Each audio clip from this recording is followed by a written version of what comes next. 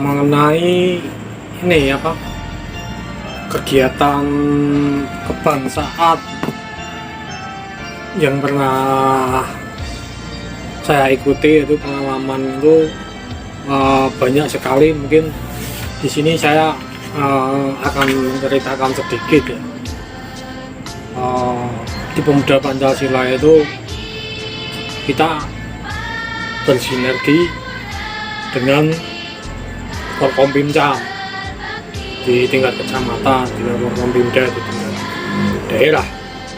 Juga kita bersinergi dengan TNI dan Polri, karena di Pemuda Pancasila ini kita membawa nama Pancasila sebagai pengamal dan pengaman Pancasila. Itu tujuan Pemuda Pancasila. Juga dari inisiatif dari teman-teman itu, kenapa kita harus bersinergi, harus merangkul ya, karena ini sebuah panggilan jiwa kita untuk mengabdi kepada negara, cinta NKRI sebagai pengamal dan pengaman Pancasila, juga dekat juga dengan masyarakat. Itu sepengetahuan saya yang saya alami, itu kegiatan-kegiatan kebangsaan itu banyak sekali, seperti kegiatan yang pernah dilakukan dari MPO, itu dari kegiatan-kegiatan kayak 4 pilar kebangsaan, sebuah seminar yang ada di misalkan di gedung di kecamatan, juga dari Kesbangpol, Kesatuan Bangsa dan Politik di Pemda Kendal, itu juga sering lalu melibatkan Pemuda Pancasila di setiap kegiatan-kegiatan penyuluhan bela negara, cinta tanah air, dan lain-lain. Untuk kegiatan yang di lapangannya yang dilakukan dari Pemuda Pancasila banyak juga sih. Kemarin saya mengikuti pelatihan Diklat Koti yang ada di Batang Blado. Itu sangat luar biasa itu kegiatan Diklat Koti itu, bahkan sampai menyentuh, sampai membekas ke dalam jiwa kita untuk lebih peduli pada, lebih cinta tanah air, lebih menggenggam erat itu nilai-nilai Pancasila ke dalam jiwa Pemuda Pancasila yang mengikuti waktu diklat itu.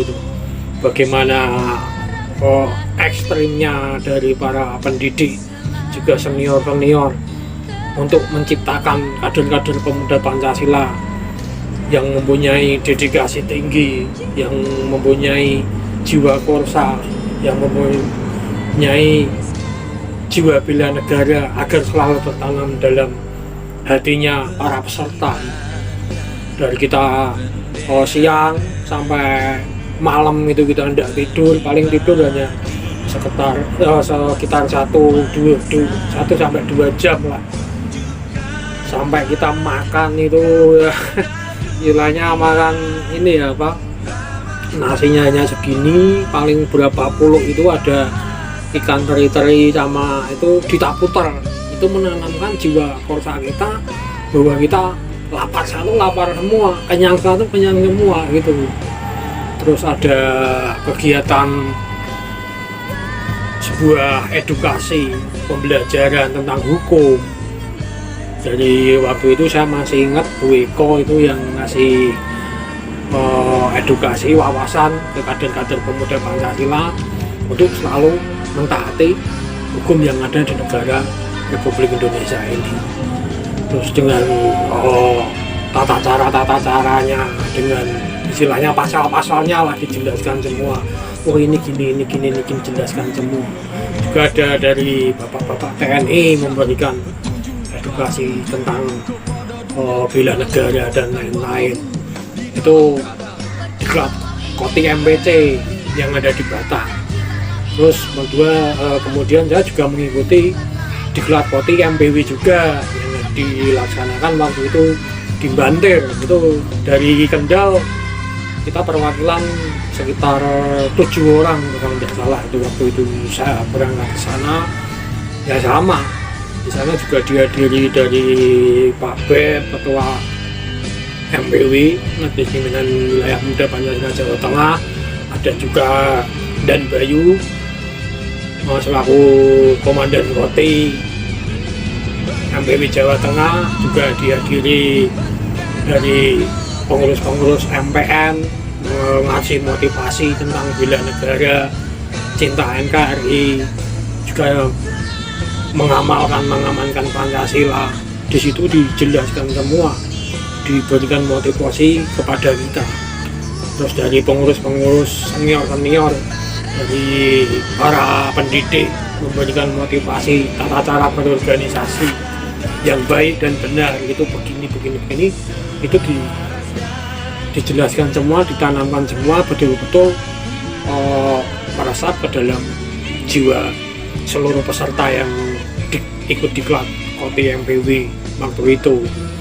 Terus kegiatan lagi yang saya ikuti itu diklat kepemimpinan selama 3 hari, itu tepatnya di Banyu Biru. Itu juga sama juga sangat luar biasa itu, bagaimana kita menghadapi kesulitan, menghadapi pasang surut organisasi, ada juga hukum, ada juga bela negara, terus tata cara kita mempunyai akhlak yang baik, tata cara kita menghormati, oh ini orang tua, ini adik kita, ini saudara kita sejajar dengan kita, itu dijelaskan semua di situ. Terus tentang atribut organisasi Pemuda Pancasila dan lain-lain itu dijelaskan semua. Jadi sangat luar biasa wawasannya di Pemuda Pancasila itu. Bahkan saya sangat salut, juga bangga dengan anggota-anggota Pemuda Pancasila itu. Mungkin di era-era sekarang ini, era milenial ini di kalangan kaula muda tidak kayak anak-anak muda zaman dulu lah, tapi mengenai hal kegiatan bela negara, misalkan satu contoh, ada kegiatan upacara, itu teman-teman PP antusiasnya masih sangat luar biasa. Itu hari lahir Pancasila, kita upacara menghormati, itu sudah termasuk bela negara. Hari kesaktian Pancasila kita upacara dengan menghormati. Bahkan hal yang sepele pun masih dilakukan oleh teman-teman PP gitu. Sebagai contoh, kita membuat status di WhatsApp atau di Facebook, selamat memperingati hari lahir Pancasila, Dirgahayu Republik Indonesia yang ke-78, selamat hari kesaktian Pancasila. Itu sebuah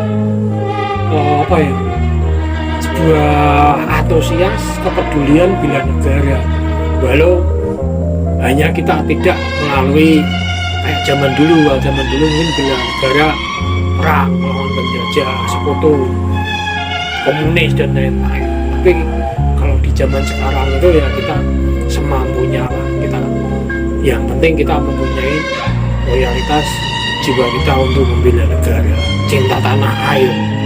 Ya mungkin dengan sedikit kita memasang bendera merah putih lah, hari kemerdekaan, apa kegiatan itu sudah secara tidak langsung itu namanya bela negara di Pemuda Pancasila.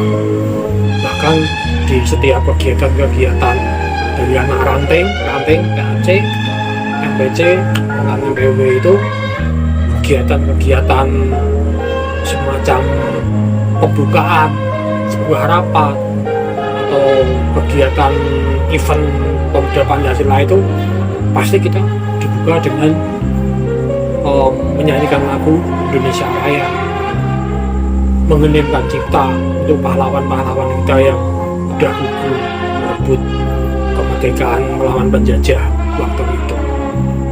Jadi sampai sekarang juga bela negara itu masih tertanam di atasnya di teman-teman pemuda Pancasila itu. Kalau bisa itu tidak bisa hilang sama sekali, istilahnya abadi lah, kita regenerasi terus, itu kita tanamkan terus. Kalau kita nanti udah tua, kita mempunyai adik-adik yang regenerasi, kita tanamkan ke adik-adik kita, nanti bisa ke anak sampai ke cucu-cucu kita nantinya, agar bela negara menjadi pengamat dan pengaman Pancasila itu selalu tumbuh di dalam jiwa warga, masyarakat, juga keluarga kita.